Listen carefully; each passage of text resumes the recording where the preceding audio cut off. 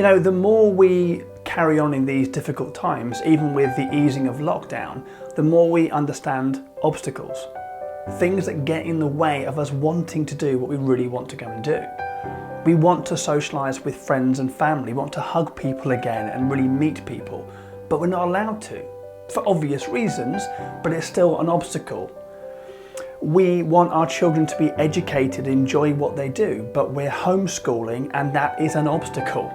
The arguments happening in people's houses are crazy. And in fact, what's really concerning, we're hearing a lot at the moment about children being completely disengaged from life, which sounds dramatic, but what I mean by this is children just giving up. They're used to having routines, getting up, having breakfast, going to school, going through a lesson plan, socialising with their friends, playing sports, after school clubs.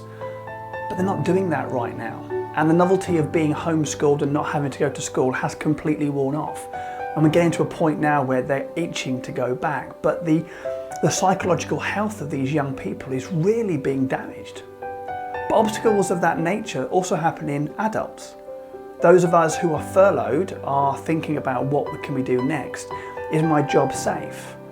Are my skills still required in the new normal that will happen at some time in the future?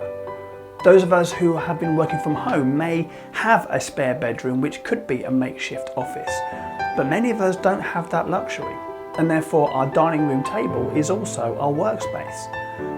And before all this happened, we were complaining quite rightly about the separation between work and home, but now it's been forced upon us.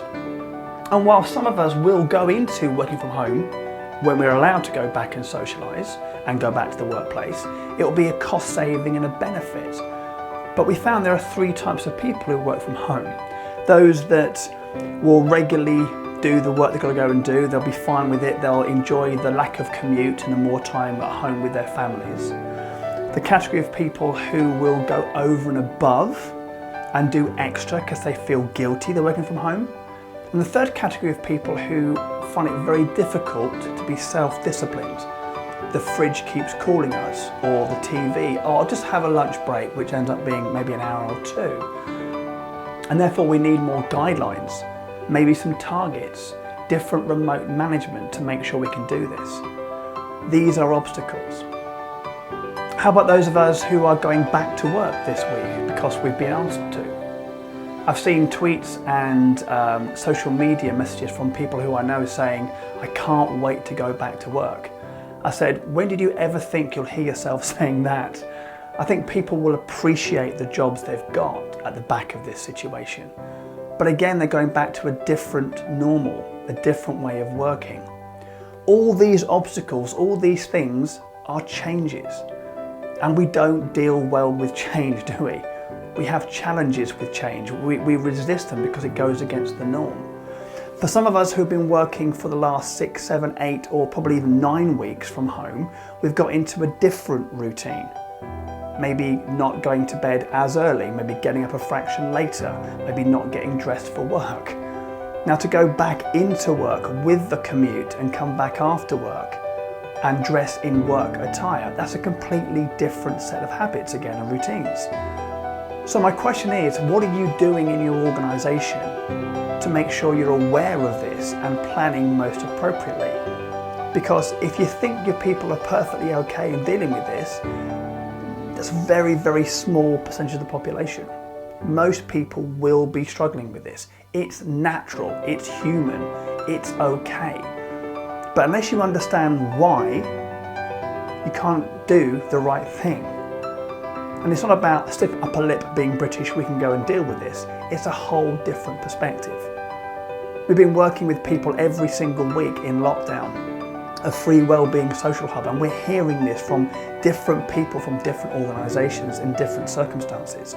What we do now to help these people go back to work, to kickstart the economy, get things working, and get back to a new normality is critically important. Why is this important to go and do? Because if you don't, what's going to be the impact? What if people come back to work and they're not in the right headspace? What if they come back to work and they get upset, annoyed, frustrated, angry, sad, whatever? What impact's that going to have on productivity? and for you to kickstart your business back into, hopefully, a better, more profitable future. That's the impact. We have worked over the last 20 years with so many people on this subject. Let's share some of these things with you. If, of course, you think and you believe and you know your entire team and your workforce are perfectly happy and they're looking forward to it and there's no issue at all with change, then I genuinely wish you all the very best and the full success.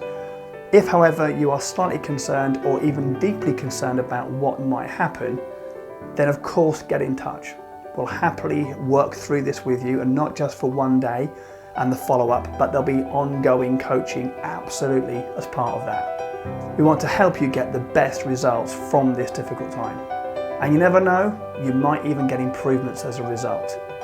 In fact, you know what? I think you will.